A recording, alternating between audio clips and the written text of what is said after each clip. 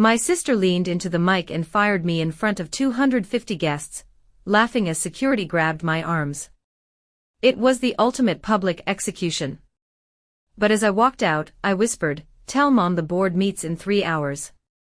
She thought she won the war, but she didn't know I already owned 71% of the company. In 180 minutes, her entire world would turn to ash. Clara Elena Vance, 35 years old, stood in the center of the Grand Peaks ballroom, while 250 guests raised their glasses to the new CEO. My sister, Laura, had just finished her victory speech, wearing a smile that suggested she had already won the war. Then, she leaned into the microphone, ensuring her voice carried to every recording phone in the room. "You are relieved of your duties, effective immediately," she said. "Security will escort you out." 250 heads turned toward me in a synchronized snap. Champagne flutes stopped halfway to lips. Someone in the front row gasped. I didn't flinch. I reached for the guest badge clipped to my black silk dress, slid it off, and set it gently on the rim of my untouched drink. I looked straight at Laura, my expression as unreadable as a closed ledger. "Tell our parents the board meets in 3 hours." I turned on my heels, the rhythmic click of my shoes echoing across the marble floor. Camera flashes popped behind me like small, silent explosions. The double doors closed with a heavy, final thud. If you have ever been publicly humiliated by your own blood at the height of their triumph, you know the cold, hollow weight that settles in your gut. It is the kind of betrayal that either breaks a person or hardens them into something unbreakable. What was about to happen in the next 3 hours would redefine everything my family thought they knew about power. The real countdown began the moment those doors shut. I slid into the driver's seat of my black SUV, the engine humming to life before the ballroom echoes had even faded. It was a 30-minute drive to the outskirts of Boulder, plenty of time on a clear Colorado night. I kept the radio off. The only sounds were the hum of tires on the asphalt, and the steady rhythm of my own breathing as I merged onto the interstate. By the time I pulled into the garage, the house was dark, save for the motion light flickering above the workbench. I didn't bother going inside. I flipped open the laptop I had left charging since dawn, logged in, and opened the folder marked Continuity. Everything was ready. The encrypted emails to every board member and shareholder. The digital signatures, time-stamped at 6:03 a.m. All I had to do was hit send. One click for the digital blast. One click for the courier dispatch. Done. People often assume that majority ownership happens in a single, dramatic stroke. It doesn't. It begins with a half-page agreement signed at 19, when you're too stubborn to take a handout. Back in 2009, Vance Logistics was a 20-person operation running out of a drafty warehouse in Colorado Springs. My father offered me a director title and a comfortable salary. I turned him down. I told him I'd rather have equity. He laughed, signed over 8%, and told me I could own the dirt under the building if it made me happy. I never sold a single share. In 2011, when we expanded the cold chain network, I took another 4% instead of a performance bonus. In 2014, after Laura nearly signed us into a disastrous partnership that would have bled $40 million from the accounts, I quietly convinced the board to adopt Article 12C. They called it paranoia. I called it insurance. By 2016, a tech acquisition in California earned me another 12% for structuring the debt. In 2020, when our parents needed liquidity for their retirement estate in Taos, I bought their remaining shares at fair market value. No family discount. They thought they were doing me a favor. They weren't. Point by point, deal by deal, I kept stacking the weight until the ledger showed 71% under my name alone. It wasn't on the website. It wasn't engraved on a door. It just sat there in the Delaware filings, quiet and lethal. I closed the laptop and leaned back against the headrest, finally exhaling the breath I'd been holding since Laura stepped onto that podium. Across the city, my younger brother, Mark, was likely broadcasting the party to his followers, angling his phone to catch the glow of the chandeliers. I could see it without looking, him grinning next to Laura, captioning the moment as the dawn of a new era. He had no idea the era he was celebrating had exactly 3 hours of life remaining. In the VIP section of the ballroom, the first phone buzzed.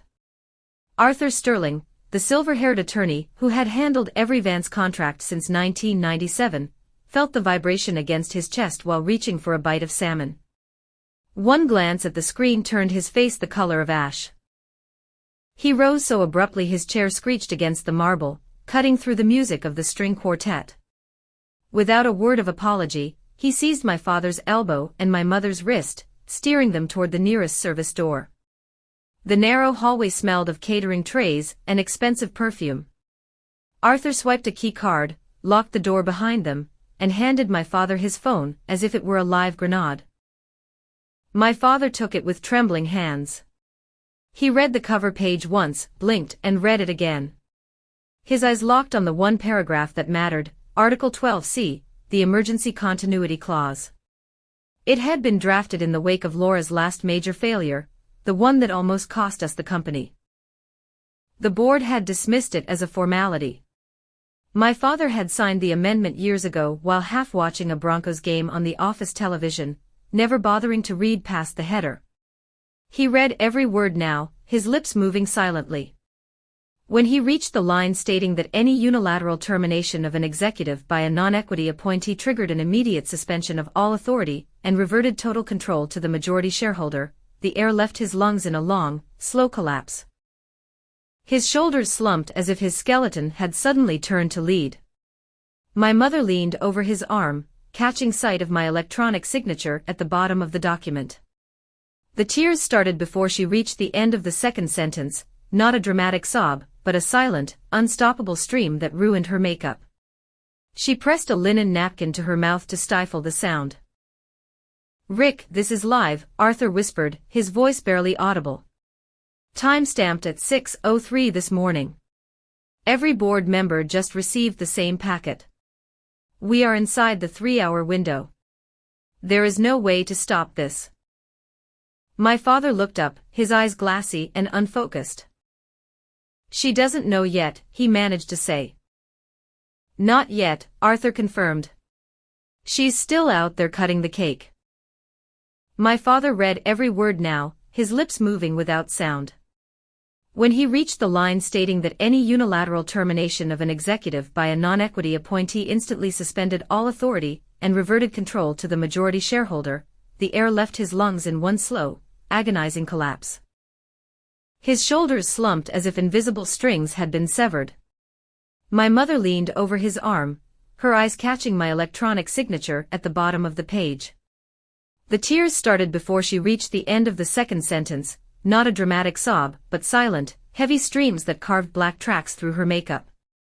She pressed a white linen napkin to her mouth to muffle the broken sounds escaping her throat. "Rick, this is live," Arthur whispered. "Time-stamped at 6:03 this morning. Every board member and shareholder received the identical packet. We are inside the 3-hour window. There is no pause button." My father looked up, his eyes glassy and unfocused. "She doesn't know yet." "Not yet," Arthur confirmed. "She's still out there cutting the damn cake." In the ballroom, Laura was laughing at a joke from the master of ceremonies, sliding a silver knife through 4 tiers of champagne-soaked sponge cake while cameras flashed like lightning. She lifted a perfect slice, waved it at the cheering crowd, and beamed like the queen of a kingdom she was about to lose. "Rick, get her in here," my mother's voice cracked. "We have to stop this before it goes any further." My father was already reaching for the door, his knuckles white. As my mother dabbed at her eyes with a crumpled napkin, the door swung open. Laura stepped into the small backstage room first, with Mark right on her heels. Both were still glowing from the spotlight and the thunderous applause. The door slammed shut behind them with enough force to rattle the framed awards on the wall. The practiced smile on Laura's face didn't flicker at first. "What is this about?" she asked, smoothing a non-existent wrinkle on her white blazer. Did Clara have one of her dramatic fits and run crying to you? Mark snorted, his thumbs flying over his phone screen. Typical. She always needs to be the center of attention when things don't go her way. My father didn't speak. He simply turned the iPad toward them and slid it across the polished surface of the conference table. The official Delaware filing filled the screen, an ownership breakdown, freshly stamped that morning, notarized, certified, and impossible to dispute.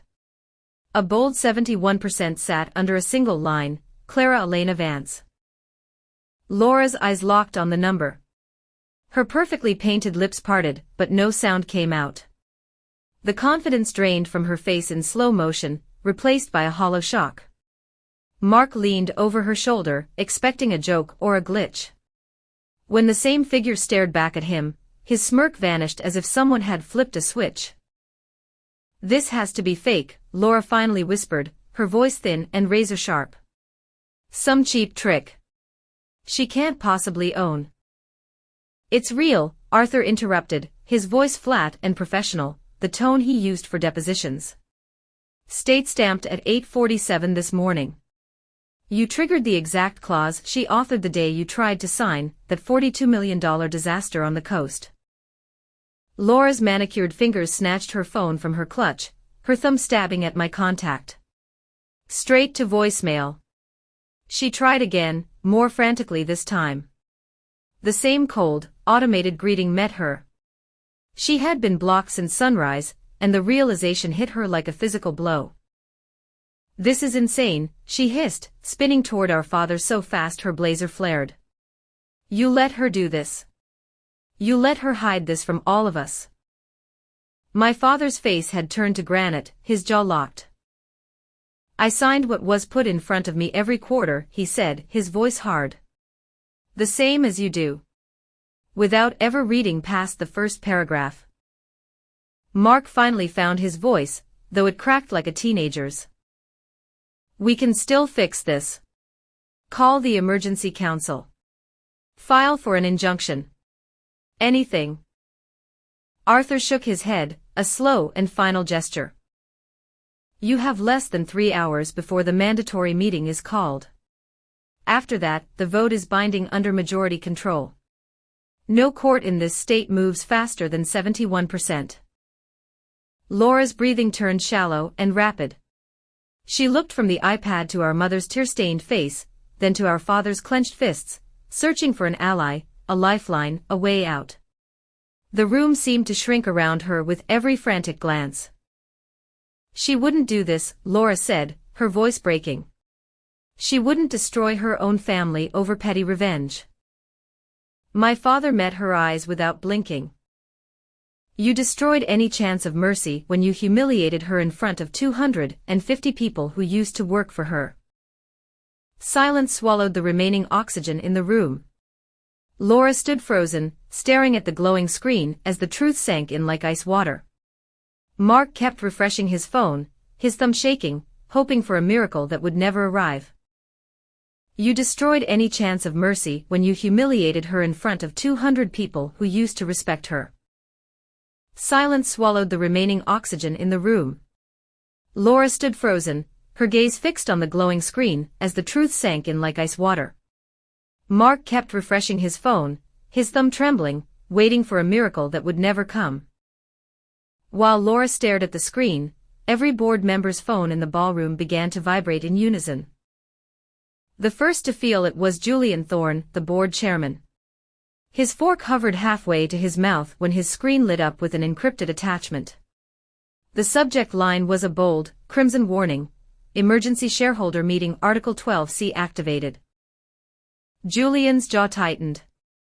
He set his fork down, pushed back his chair, and walked directly to the head of security near the east exit. Lock the room, he said, his voice low and clipped. No one leaves. Within seconds, the devices of the other board members followed suit. Eleanor Reed opened hers, her eyes widening behind her reading glasses. Marcus Vane cursed under his breath. Phones began rising across the ballroom like black mirrors catching the light of the chandeliers. The jazz quartet hit a discordant note and simply stopped playing. Security moved with practiced speed. 6 additional guards in dark suits appeared at the main exits and service doors, arms folded, feet planted, polite smiles that made it clear they were not to be challenged. A venture capitalist near the coat check made a half-hearted move toward the lobby, but a guard stepped sideways, blocking the path without a word. The message was instant and undeniable: the celebration was over. On stage, the master of ceremonies, a local news anchor hired for the evening, sensed the shift. He took the microphone from a confused server who had been about to announce dessert. "Ladies and gentlemen," he said, his voice steady but louder than necessary. "Please remain in your seats.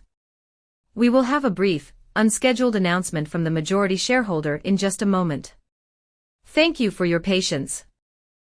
The house lights dimmed another notch. The string lights over the cake table stayed bright, making the four-tier masterpiece look suddenly absurd. Laura hurried back out from the private corridor, her cheeks flushed crimson, and her hair slightly disheveled for the first time all night. She grabbed the microphone stand with both hands to steady herself, her knuckles bone white. "Everything is perfectly fine," she declared, the words rushing together. "This is just a minor administrative update.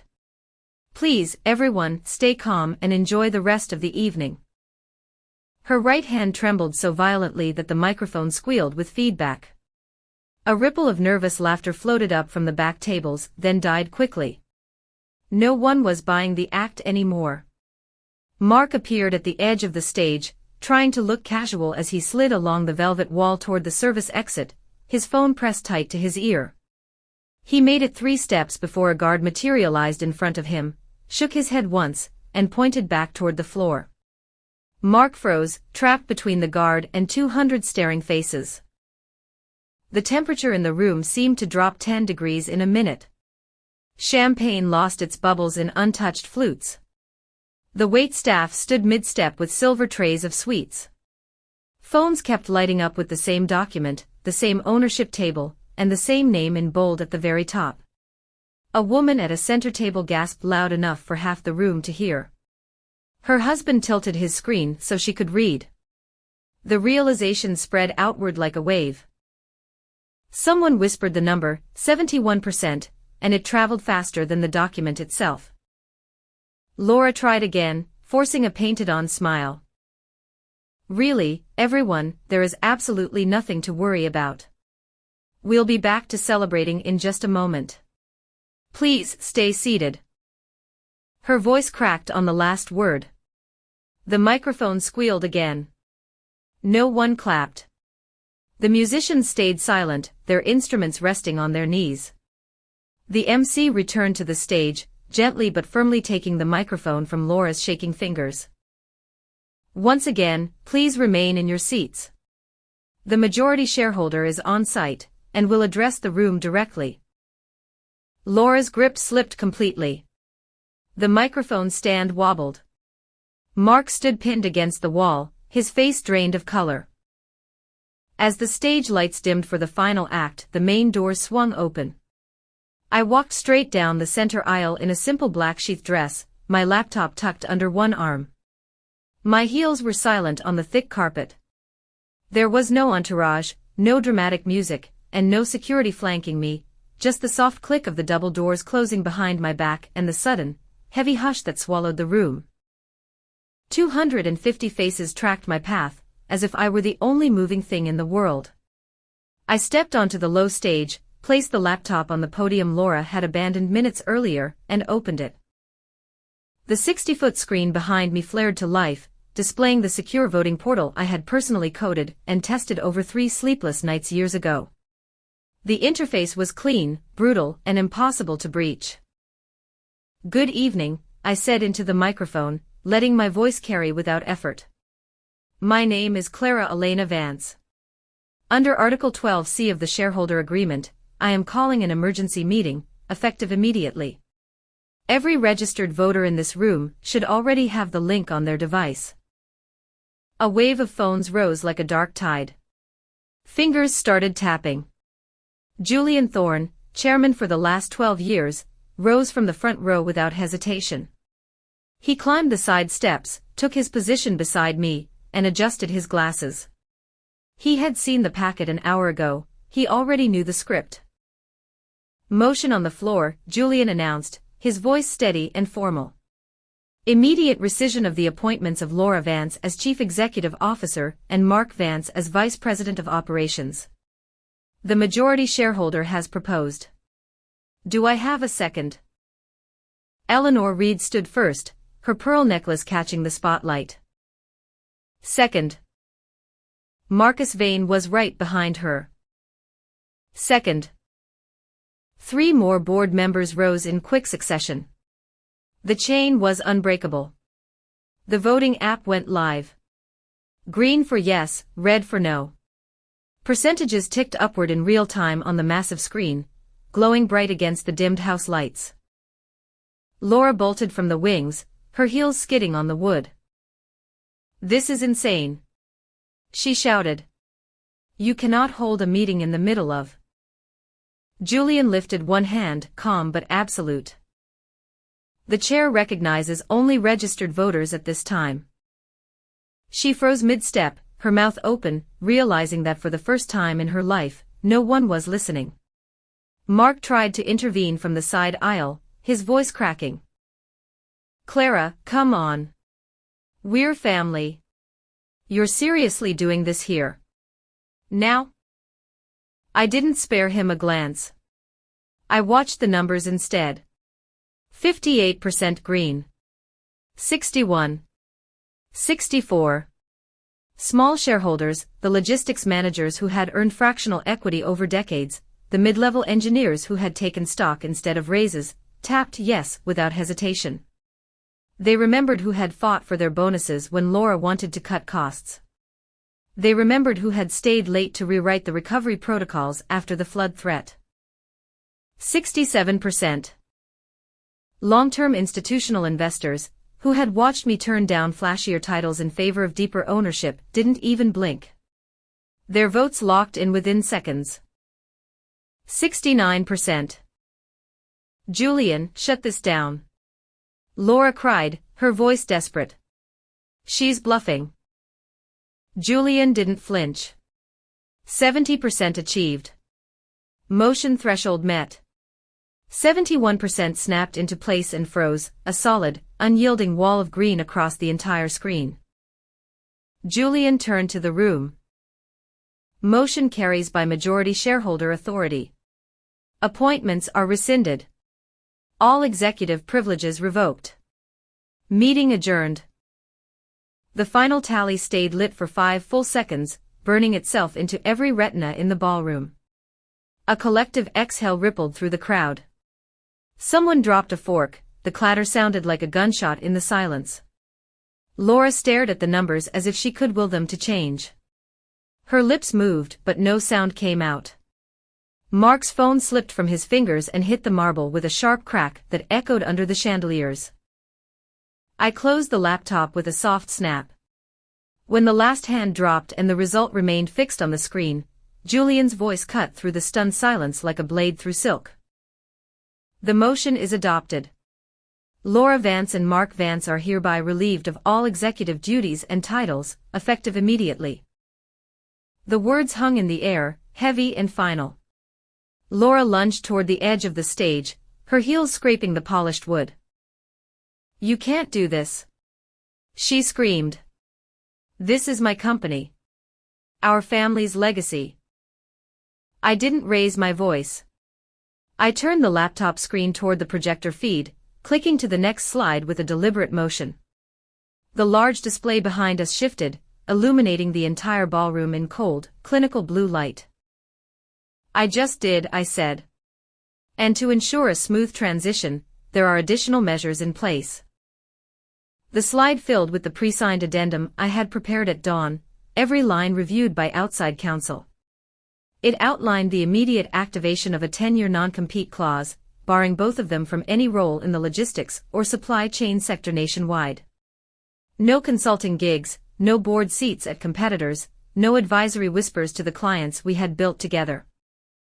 Below that, in bold bullet points, was the immediate forfeiture of all golden shares previously granted, along with the permanent revocation of future dividend rights tied to their executive packages.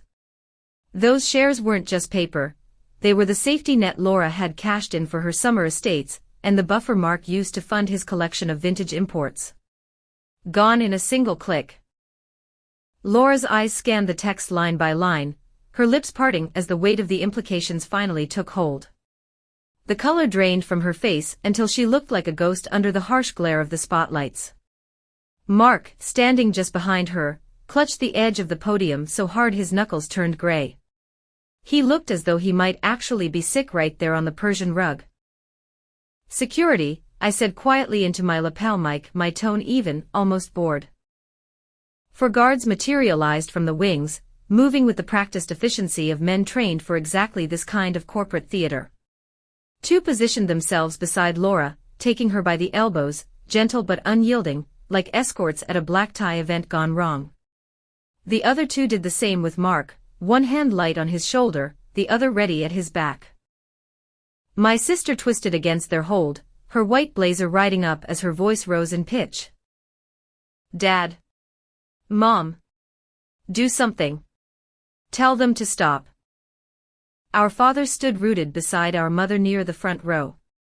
His hands were clasped so tight the knuckles showed white against his silver wedding band. His eyes stayed fixed on the floor, tracing the intricate pattern in the carpet, as if it held some answer he had missed all these years. My mother's face was a mask of smeared mascara and trembling lips, but she didn't move an inch. She didn't call out, she didn't reach for her phone. Their combined 8% stake, once a comfortable cushion for retirement and golf trips, meant nothing in this room now. They had no vote to cast, no voice to raise, and no power left to wield against the tide I had built, brick by notarized brick. Laura's pleas turned desperate as the guards guided her toward the service corridor off stage, the one lined with emergency lights and forgotten coat racks. "Clara, please. We're sisters. We're blood. You can't just erase us like this." I met her eyes for the first time all night, holding her gaze without blinking. "Blood doesn't override contracts," I said. "And tonight, you signed the one that ends this chapter." Mark was already halfway down the steps, his shoulders hunched and shaking under the guard's steady pressure. He didn't fight like Laura did, he just stumbled along, the fight draining out of him with every step. The doors to the corridor closed behind them with the same soft, echoing thud they had made when I walked out 3 hours earlier. Except this time, there was no coming back. The room stayed frozen for another 5 endless seconds, the kind of silence where you can hear your own heartbeat over the hum of the air conditioning. A single cough from the back row finally broke the spell. Julian Thorne cleared his throat into the microphone, his baritone as steady as ever. "This emergency meeting is now adjourned. Thank you all for your attention. Dessert service will resume shortly." I closed the laptop with a quiet snap, the screen going dark as the projector hummed off. I gathered my things and walked off the stage, past the velvet ropes and the staring faces of partners who had once shaken Laura's hand as if she owned the future. Now they nodded at me, subtle shifts in allegiance written in averted eyes, and murmured congratulations. My mother finally moved, taking a single step toward the corridor, but my father's hand on her arm stopped her cold. They stayed there, spectators to the end of an era they had started but never fully controlled. Outside, the mountain air hit cool against my skin as I slipped into the waiting car. The driver didn't ask questions. He simply pulled away from the curb, his headlights cutting through the drizzle that had started during the vote. 4 months later, everything looked different. The new nameplate on my office door was simple brushed steel, Clara Elena Vance, Chairwoman and Chief Executive Officer. There was no fanfare, no company-wide announcement. The next morning, the building simply opened like any other day, except every decision now ran through me. First quarter numbers came in 28% above forecast. The restructuring I had planned for years rolled out without resistance. Warehouse automation contracts that Laura had stalled for 18 months were signed in 9 days. Clients who had been on the fence called back themselves.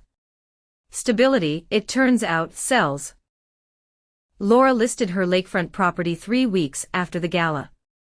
The 6-bedroom house with the infinity pool sat on the market for 47 days before a cash buyer snapped it up. She needed every penny to cover the accelerated tax bills that hit when her executive shares were clawed back. The authorities don't wait for family drama to settle. Mark sent out over 200 resumes in less than a year. Every interview ended the same way, polite smiles, then silence.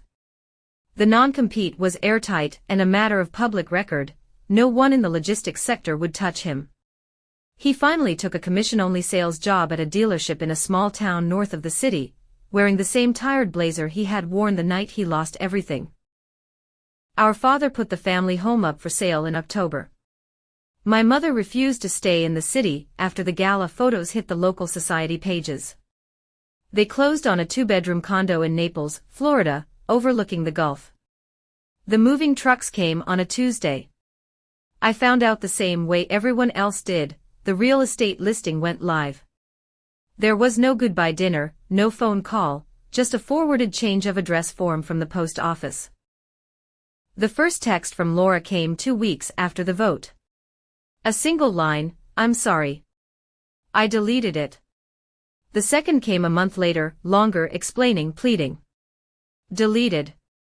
Mark tried next, leaving a 3-minute voicemail about needing a professional reference. Straight to trash. My mother sent a birthday card in November, handwritten, asking if we could talk. It went into the shredder unopened. I never answered. Not once. Power isn't inherited. It isn't gifted at a gala with champagne and speeches. It is built share by share, contract by contract, over 16 years of choosing ownership over applause. I never wanted the stage, I wanted the foundation. And foundations don't apologize when the house finally falls. Some families break quietly. Ours broke in front of 200 witnesses under crystal chandeliers with security holding the doors. That night taught me the only lesson that matters. Blood might share a last name, but it doesn't share a vote. And in the end, the vote is the only thing that ever counted.